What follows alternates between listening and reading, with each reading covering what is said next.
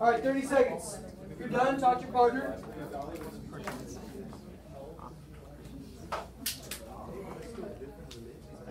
Anybody uses his mind. What's there like whosoever, person, bottom his or her. Anybody basically. That applies his or her.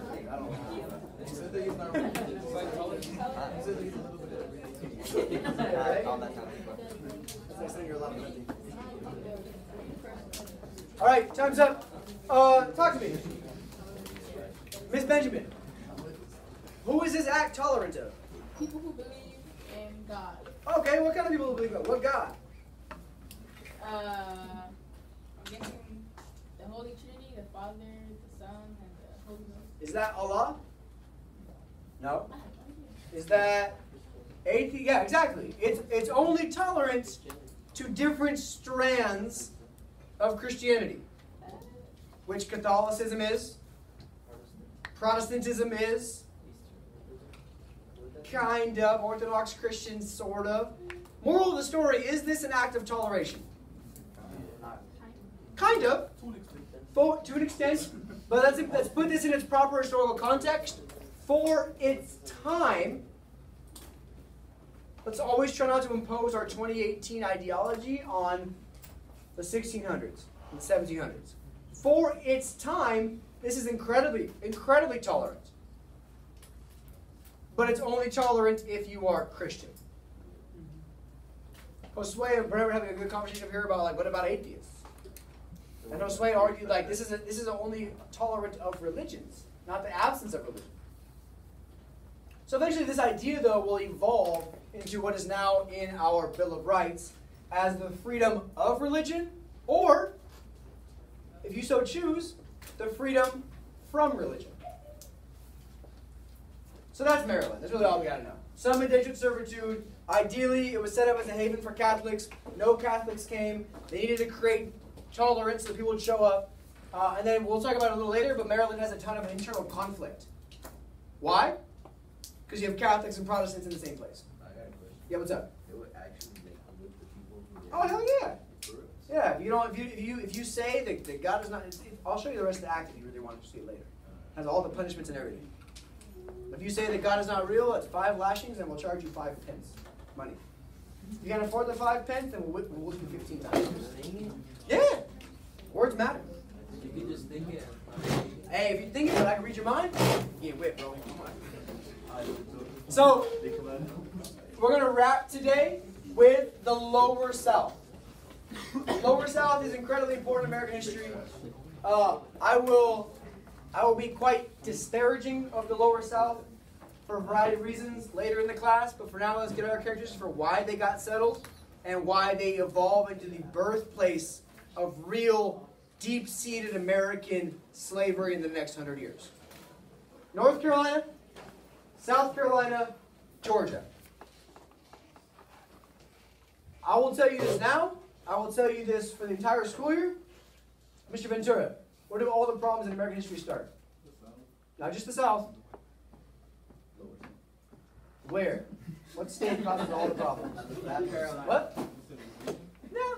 Who secedes first? Who has nullification? South Carolina. First slave rebellion. First state that secedes from the Union. South Carolina causes all of our problems. Alabama's, they don't even exist yet, bro. But Alabama causes problems too. So, Carolina was originally not North and South. It was just Carolina. Was given as a gift basically to 8 people from England to reward their loyalty. And originally, the Carolinas are set up as a democratic utopia. Eli, what's a utopia? Thanks, Eli. What? Yeah, the perfect society. So they're very inspired by John Locke. They're very inspired by Enlightenment ideals. And their goal is to set up a perfect society as kind of like a democratic laboratory to figure out these new ways of democracy. The government will be led by the wealthy lawmakers and landowners, but the average citizen was supposed to have a ton of political power as well. able to veto laws, have their voice heard. It was set up to be a really, really cool democratic place. Doesn't last long. They have a very difficult time recruiting settlers. Because people are like, oh, that sounds nice. I'm going to go to this great democratic place, but I'm going to be poor. So they have a hard time attracting people with this pull of democracy, and they evolve or devolve, if you want to see it, into something else in the first 30 years they exist. It's a political utopia with early forms of democracy. However, I'm going to draw some things on the map over here, maybe on my wall. There is a ton of slavery from Spanish colonization here. South of Florida, in places like the Dominican Republic and Barbados, these are all sugarcane islands that are full of slavery.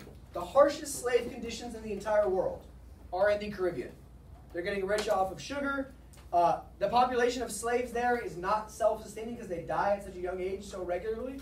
So the importation of slaves is incredibly high. And what's a unique characteristic of an island? It's surrounded by water. So what's happening with the Carolinas is a lot of these islands that are surrounded by water, since they're freaking islands, are out of space.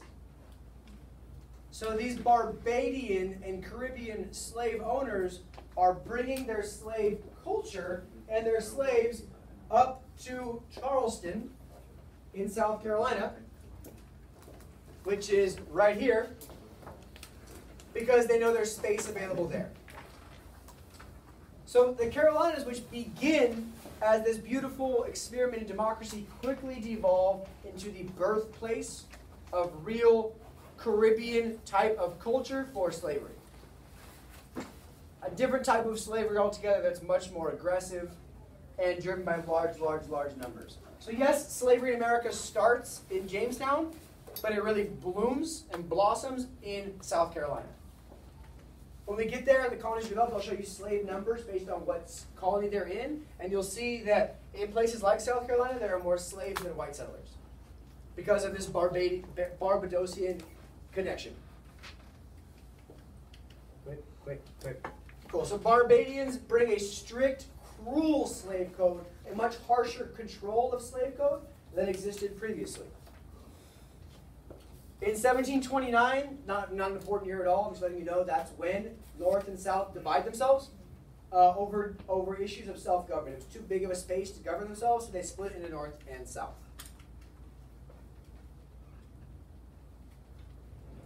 So Carolina does rely on slave labor and agriculture, much like Virginia. That's a similarity. There is some difference from the Chesapeake in the Carolinas. There is some difference. The settlers are much more diverse. It's not just people from England, but we see people from Scotland. We see people from what becomes Germany, from the Germanic states. And we see a ton of people that are from the Caribbean because of that close proximity from places like Barbados and the Dominican Republic and Jamaica to South Carolina. So the Carolinas are a diverse place in terms of white population, and they're much more heavily reliant on slavery. Now their environment's very different. They're not going to succeed so much with tobacco, but they're going to have a ton of luck with sugar, with indigo, which is what they used to use to dye jeans, and other cash crops. And this is my point. Here is a better map because it's actually all on there. Here are the Caribbean islands with places like Barbados and Hispaniola, which becomes the Dominican Republic, and Saint Dominique, where we see a ton of slave culture in the British Empire and the Spanish Empire. And the proximity to Charlestown allows for a huge increase of Caribbean slave culture into South Carolina. Very, very, very important. That South Carolina and the Carolina really is this birthplace of what becomes the ugliness of American slavery. So most American slaves don't come from Africa. Common misconception. Most American slaves come from the West Indies, the Caribbean islands that are here off of the coast of Florida. And then eventually, in America, because life is healthier, slaves will become a self-sustaining population, meaning more die every year than more are born every year than die, and that allows for the population to be self-sustaining. Charlestown, South Carolina is the only main southern port, which is why all the slaves get imported there, which is why South Carolina becomes that place. Georgia's the last one. Georgia's kind of like the dumpster of America. What's up? Did I mess something up? Georgia is kind of the dumpster of America. I would argue to this day, probably. Don't go to Georgia. It's here. We're worried about the fact that Florida is in Spanish control. Let me go back here, one for you. Here's Spanish Florida. We're worried that we're going to be invaded by Spain. So we set up a new colony down here called Georgia.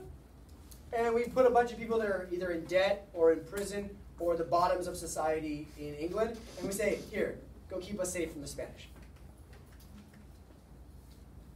Georgia is a refuge for imprisoned debtors. By 1751, so right before the American Revolution, Georgia is a very small colony. But because of their proximity to South Carolina, much like South Carolina, they become a very slave-holding plantation style of economy.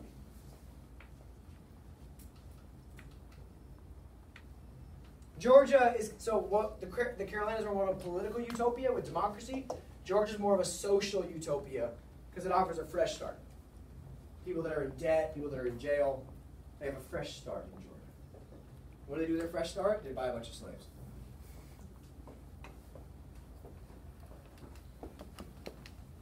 So big picture, these are just general characteristics for the Chesapeake and Southern economy and society.